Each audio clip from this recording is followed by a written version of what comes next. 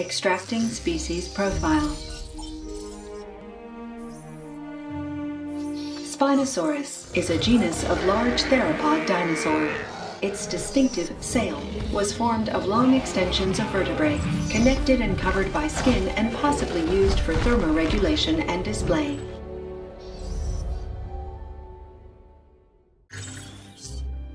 Extracting species profile. Velociraptor is a genus of dromaeosaurid theropod dinosaur. It was a bipedal carnivore with a long tail and an enlarged sickle-shaped claw on each hind foot, which is thought to have been used to tackle and kill prey.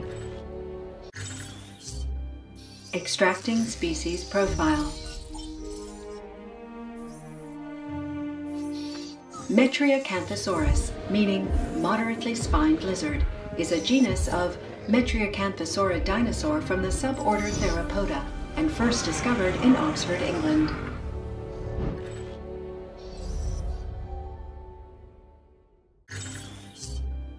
Extracting species profile. Apatosaurus is a genus of large sauropod dinosaur that lived in North America during the late Jurassic period. To lighten its vertebrae, it had air sacs that made the bones internally full of holes.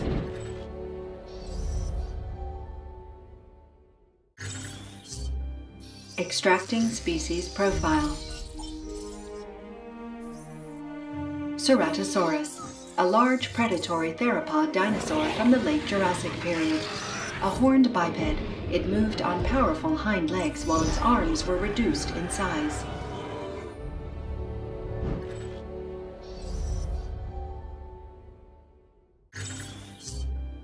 Extracting species profile. Syntausaurus is a genus of hadrosaurid dinosaur from China. Syntausaurus had a characteristic duck-bill snout, and like other hadrosaurs, probably lived in herds.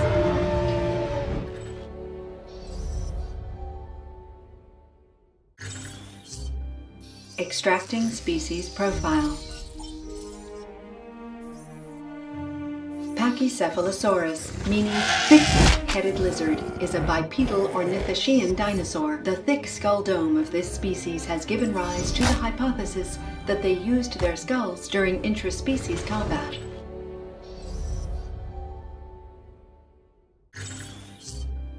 Extracting species profile. Dilophosaurus, a genus of theropod dinosaur. It was one of the first larger predatory dinosaurs, though relatively small compared to some of the later theropods. It was around the size of a modern brown bear. Extracting species profile.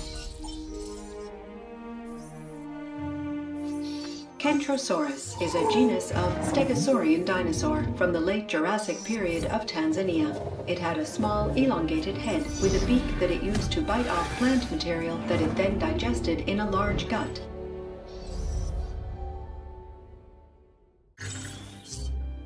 Extracting species profile. Edmontosaurus, a genus of hadrosaurid dinosaur found in North America.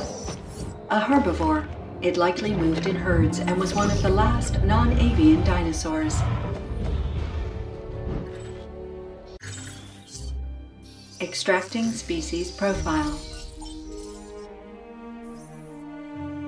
Parasaurolophus is a genus of ornithopod dinosaur. It was part of a diverse family of herbivorous Cretaceous dinosaurs, known for their bizarre range of head adornments, thought to be used largely for vocalization. Extracting species profile. Gallimimus is a genus of ornithomimid theropod dinosaur from the late Cretaceous period. Its name is Latin for chicken mimic.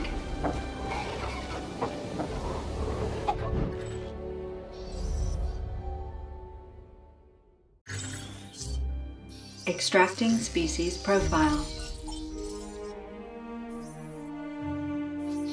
Chasmosaurus a genus of ceratopsid dinosaur from the Upper Cretaceous period of North America. Its name means opening lizard, referring to the large openings in its frill.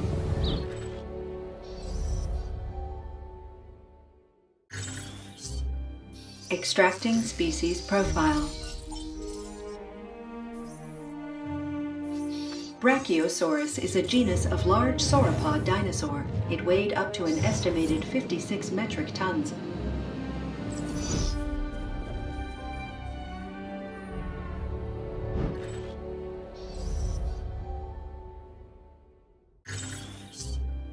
Extracting species profile. Ankylosaurus is a genus of armored dinosaur and is a member of the family Ankylosauridae from the late Cretaceous period.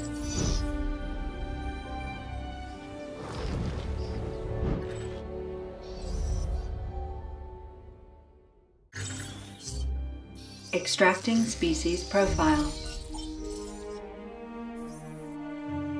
Stegosaurus is a genus of thyreophorans dinosaur. They were large, heavily built, herbivorous quadrupeds with a distinctive combination of broad, upright armor plates and a tail tipped with spikes.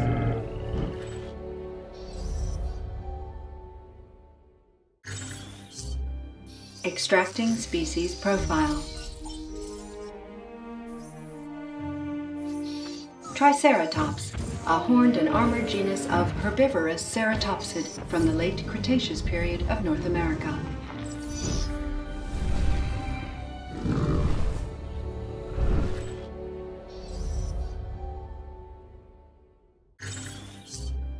Extracting species profile. Database error. Although delicious in a curry or roast with mint jelly, this mammal can also be enjoyed raw, and is the principal source of protein for carnivores in the park.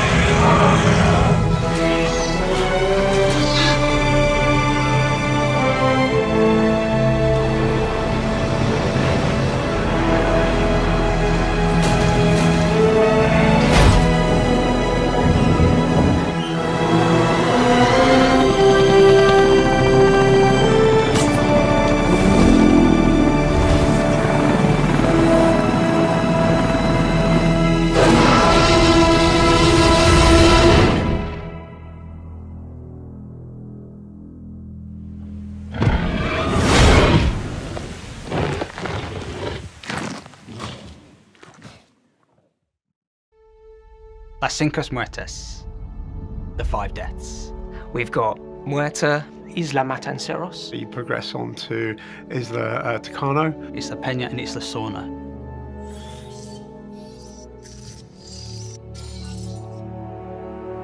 One of the things that was important to us was to make sure that we were authentic to the films. You're going to be approaching these islands and the beautiful iconic shot that you'll recognise from the films as the helicopter comes into this tropical paradise where the whole game takes place.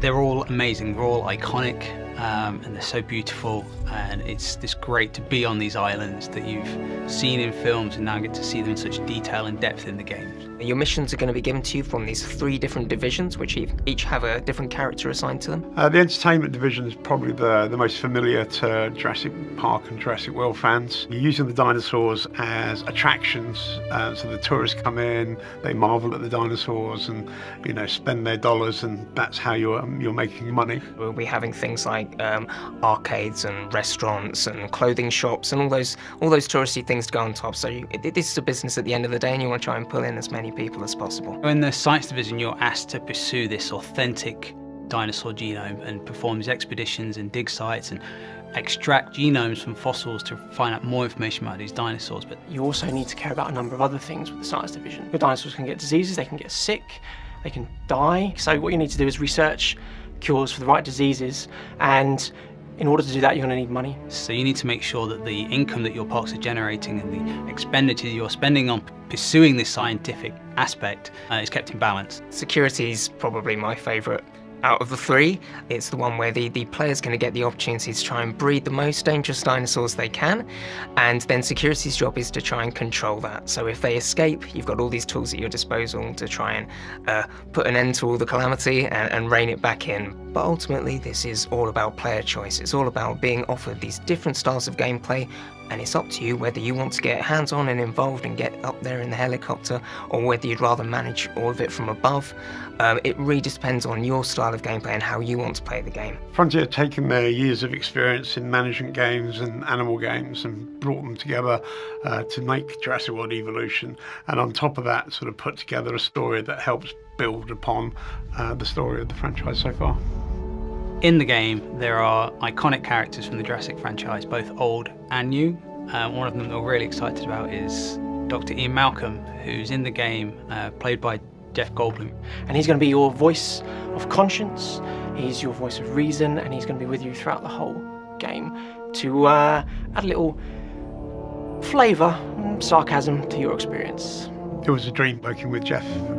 He's one of my idols since sort of his early film career, and he's such a unassuming man when you meet him. And when we first heard his voice in game, that just made it feel even more Jurassic for us. It's not just Ian Malcolm that we've got in the game. We've managed to get a couple of the other characters in from the films as well. We've got Henry Wu, we've got Claire Dearing as well, played by Bryce Dallas Howard and BD Wong. And also there's going to be a cast of new characters that we've brought along for our own narrative for this game as well, so hopefully you'll enjoy those too. It's been really great working with Universal because they bring a lot of expertise and knowledge from the films, and we've been partnering that with our knowledge of video games to really make something as authentic and realistic as possible. The wonderful thing about this game is that it gives you an opportunity to really visualise what these 100-million-year-old creatures would be like in real life, and I think that's what I love about the dinosaurs in this game, is that it really brings your imagination to life.